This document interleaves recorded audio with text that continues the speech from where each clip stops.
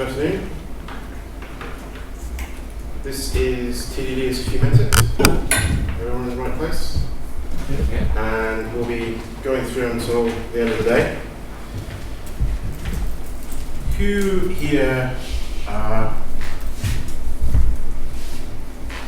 is primarily a developer? Pretty much everyone. Some of you are not sure.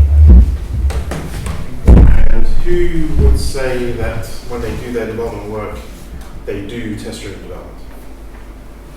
Sometimes. Not confident, okay.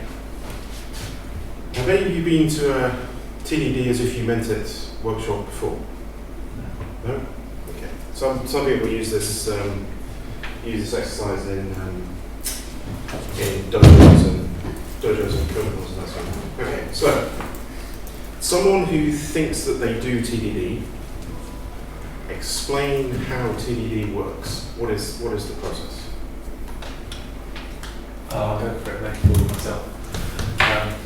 So you start out by working out what it is that you want your code to do, and then you write some tests to express. So that and then you write some tests to express, or plan some tests to express what you want your things to do. And then you write some code to pass those tests.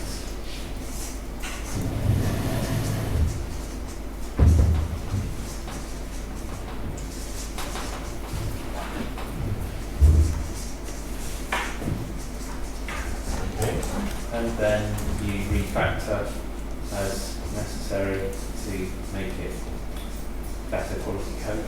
And then you go back around, and when you want to add some more features, you write some more tests and keep going.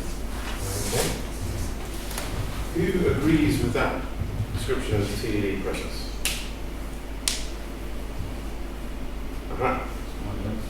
Someone who doesn't agree, give me an alternative. Yes, sir.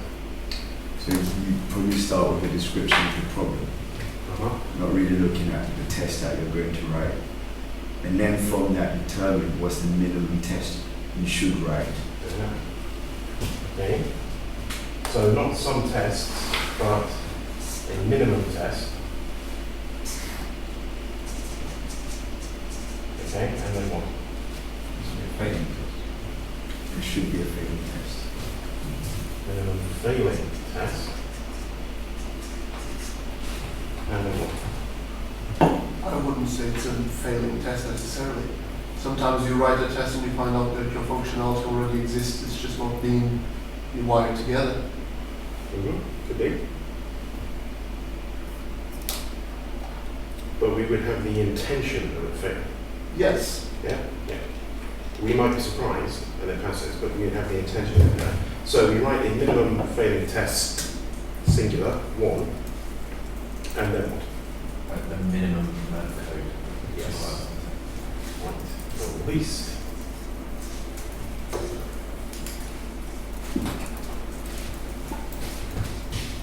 Any other requirements? Then you beef it up. Hmm? Once you've done it, you just refactor and beef it up until you have the functionality you want. Okay. When we refactor, what are we looking for? Refactor as necessary to improve quality, but what are we looking for specifically? Good structure. Good structure. Good structure, what's that? That's a bad structure? That it's structure that you can imagine this will extend forwards in the next situation. Reduce the amount of code that you've got. Sorry? You might as well be reducing the amount of code you've got. It is often a sign of a good refactoring that you get to delete some code. Yes. But that's not really the goal. Simple.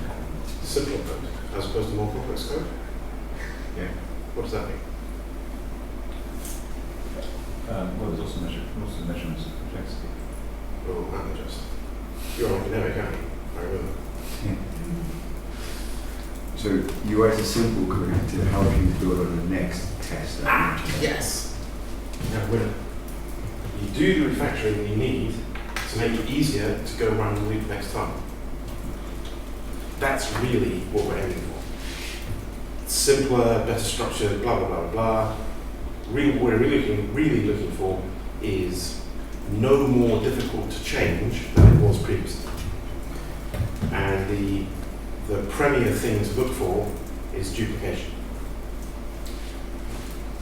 And then we go around again. How long, roughly, should it take to go around this cycle? A few minutes. A few minutes, yes. A few minutes, not hours, certainly not days. In particular, refactoring step should be very quick. No agonizing over gigantic restructuring of the code. Now, this is generally what people who say they're doing TDD say they do.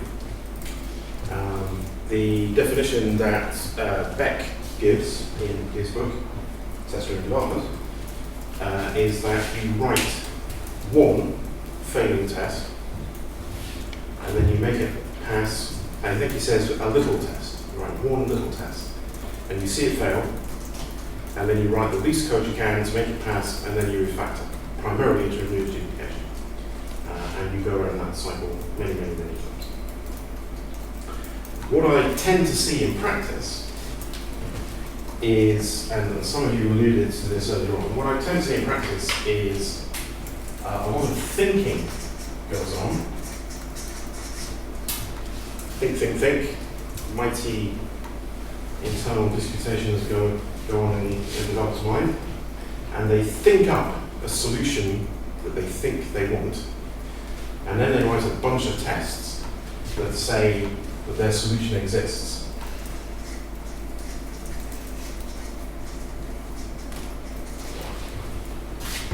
And then they write a bunch of code to make those tests pass. Code. And then then you go debug.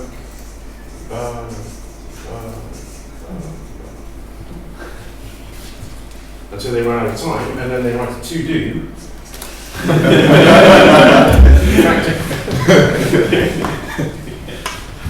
That's what tends to happen in practice. And then they wonder why they don't get the beautifully structured, easy to change, high quality code they were promised, because they're not doing it. So the purpose of this exercise is to constrain a bit more tightly how we go around this cycle, so that you can see what happens if you really let the tests drive the development. At a very small scale, on a simple problem, but I'm going to set the conditions up so that you have to go around this cycle in very firm, very tightly controlled terms, so that you can see what happens when you do it for real. And in particular, when you don't do this. And in particular, where you write one test at a time. And see if that, and go on. And we will constrain the way we do this with a few other rules that I'll talk about shortly. But firstly, we should get organized to do some coding. In the past, when I've done this session at other conferences, we've tended to just launch into the coding. The feedback I've had is that people aren't really very happy with that. There is a learning that comes from being stuck, and I don't want to take that away from you, but I want to try here a slightly different approach. But we'll organize ourselves first. So who's got a computer with them that they set up with a tooling to do automated unit testing and to enable TDD?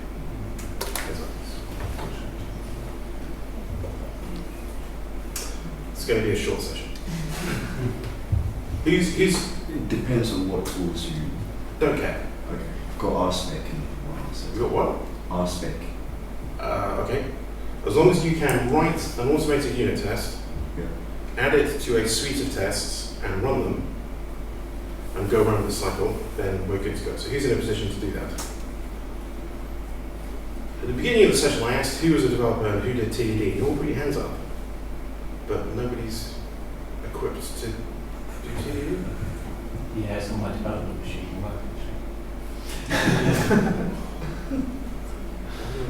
I sort of do. I'm a relative beginner, so That's okay. I should imagine I can. Yeah. I'm all new to all this. Sure. Okay. If I had that laptop, it would be, but I don't. I see. Okay.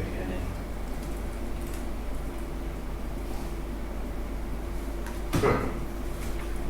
Can I have a volunteer? Someone who is set up right now to do test-driven development. Good now. And someone else who's willing to join in a pair. I think you're having a look first. Right. Can you come and sit at this table here? Set yourself up to project what you do on here. You might have correct that. What language are you working in? Ruby. I don't know any Ruby. That's Doesn't matter. fine. Doesn't matter. Okay. You might want to somebody who does it. Yeah, please. So the approach we're going to take for today's session is to do a bit of more style development of this. Your job as a navigator primarily is to enforce the rules and stop the pilot from lurching off in interesting directions. And the rules are these.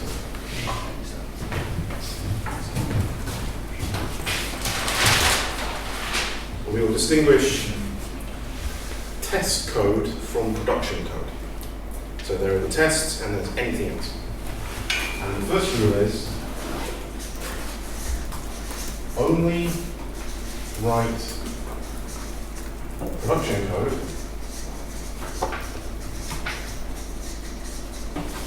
in order to make a failing test pass. So that, the implication of that is 100% test coverage, essentially. At least. All time. At least. At least 100%. At least. 100% test coverage is the absolute bare minimum. If you're doing test-driven development. Okay.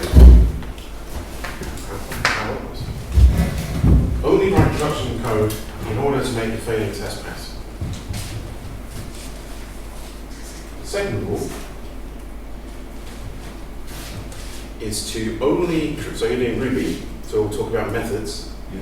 Only create a method by extracting duplicated code from the test. And you're ahead of you. That's good. Everybody clear on what that means?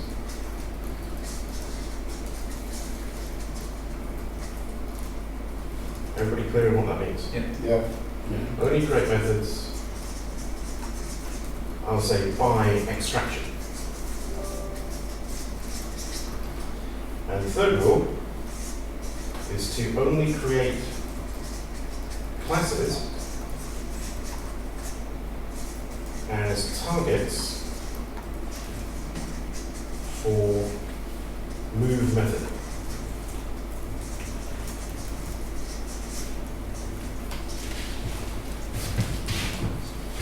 Clear? Not entirely. Let's move method. Sorry? Classes. Only create methods by extracting. Yeah. Okay. Only create a new class as a target for a move method. Apart from test classes, you can create test classes out of thin air. Production classes. Only create production classes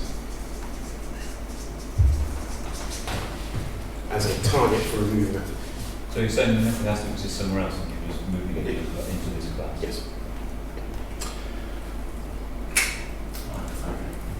Everybody clear on that? Yeah. You should probably start by plugging in. And I think it's going to be a bit easier.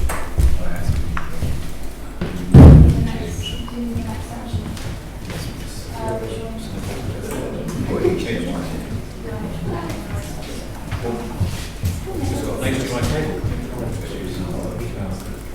Is it not working? Okay, that Do you should, want to switch the source to... yeah, that should just be a few seconds on your laptop. I can get the tech going. It might need switching on Just the box there. Yeah, I just thought you should just change the source on the projector. Because at the moment it's just in the set to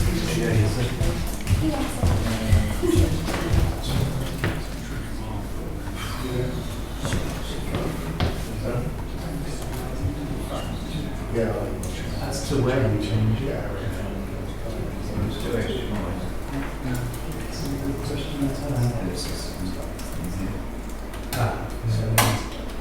Switch down for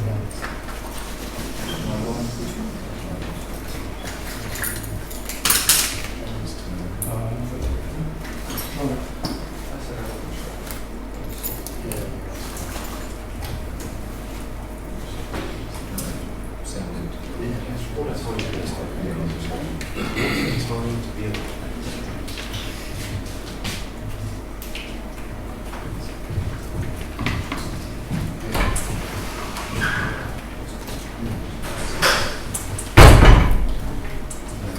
It's the great thing about standards, there are so many to choose from.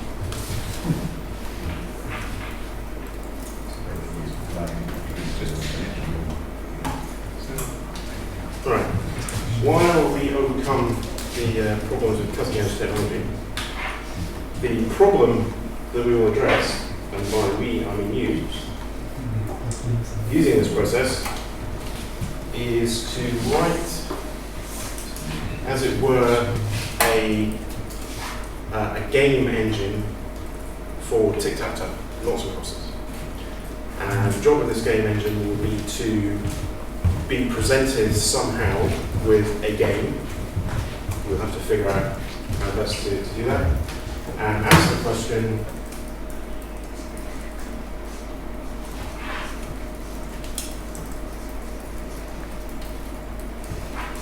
which player, if any, has won the game?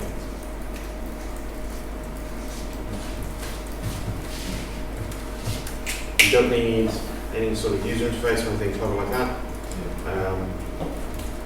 Somehow tell the engine what the state of the game is thus far, and the engine will tell us who, if anyone, has.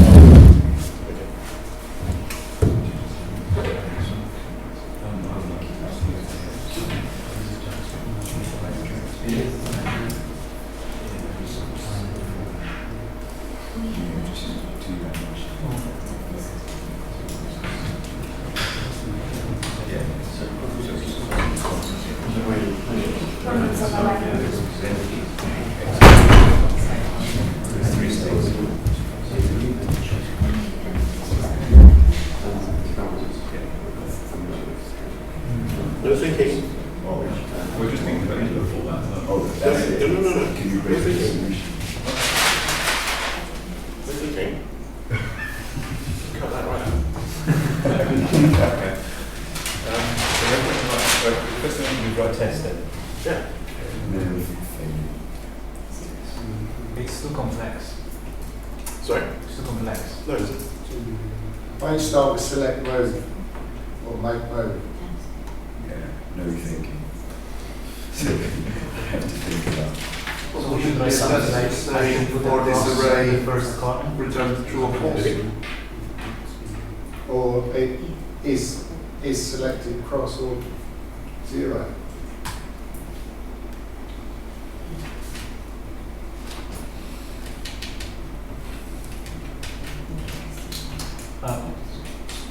So you don't need to answer the question which player has won.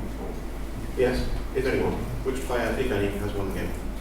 Is that, are you semantic that the tests are that, answering that question, or are we there to writing this low level stuff? You write whatever tests you deem fit. So we need some way to write some low level stuff. We do have to think about what we need, in terms of we need something to do with stuff we need something to do.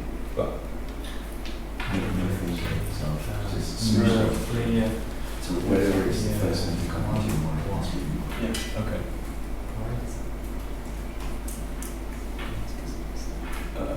Well, the rule of the game is that you have to have a row horizontal.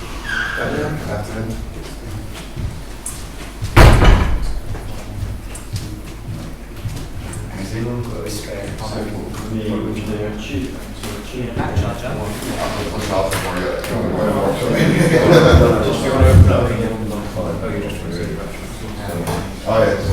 We trust that you saw straight on here, but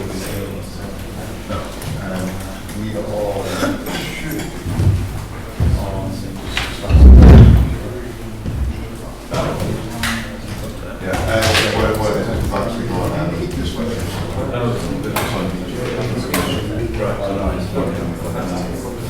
So, there you go. Do you need any assert or anything?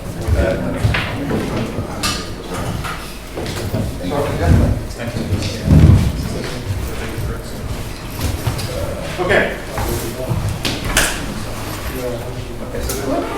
the type of thing is in the middle, so it's somewhere it's to detect whether the road, we've got rows or columns. Yes.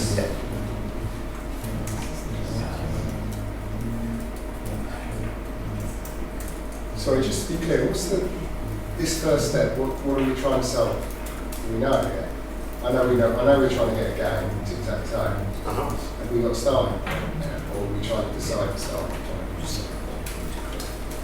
The thing you have to do first is write one small failing test. Right, so it could be any test. Yeah.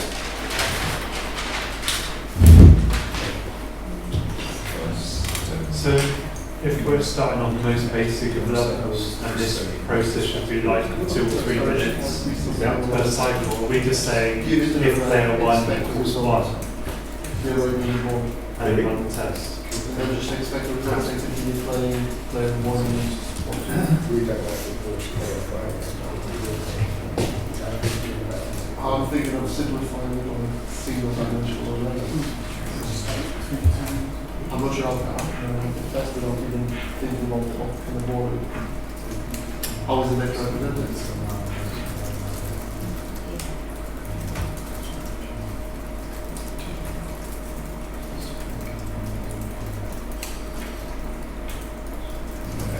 Okay.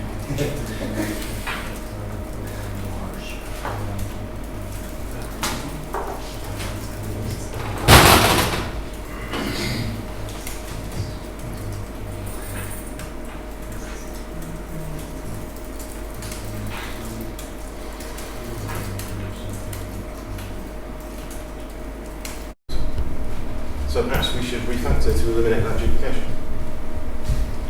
That seem like a good idea? Yeah. Yeah? So how can we refactor to remove that duplication?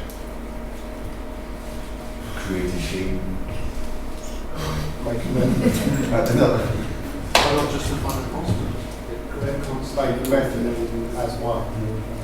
Create a constant called nobody, Okay. or no one, or nobody. So, yeah. And then we can eliminate the duplication of that nasty zero.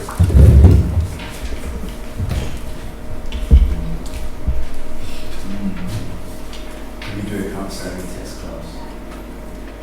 There is no outside the test class. So just about whenever we create a const. Yeah.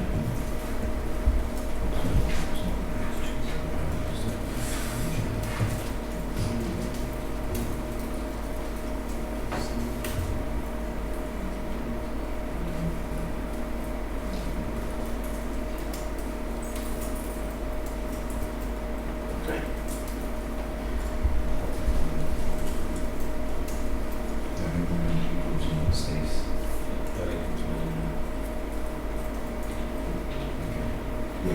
Run the test.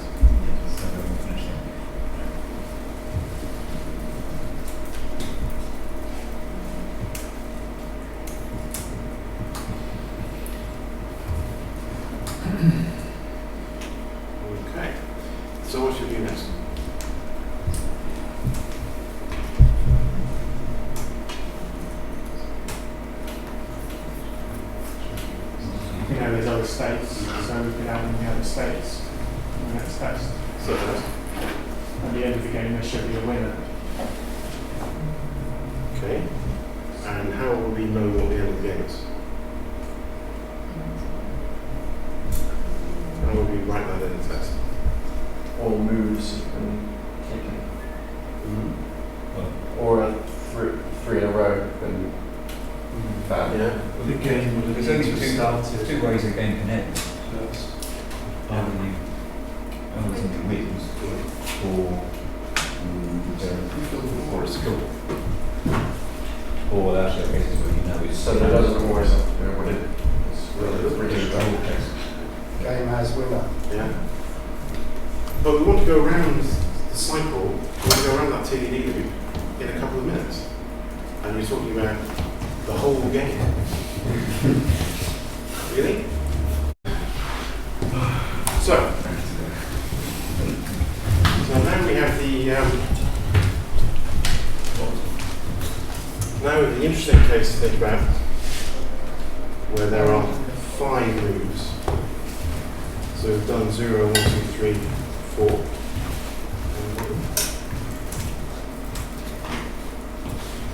So now, on the 5th move, what's different? We might have a winner. We might have a winner. And it has to be, if it is going to be one, all of it, and that can go to fail. Test the special for 3.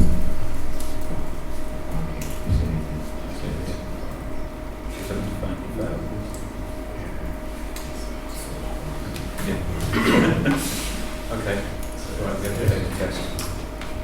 And we're going to fix it. So we need some kind of way to store state now. Pardon? We need to store state. Yes. Because that's exactly the problem. It's not stable, so you can't distinguish between 3 happening. That's the simplest problem. Or other tools. So it cannot be one in one loop. That's what we need the first one. Should we have a static variable? I don't know Ruby either, so.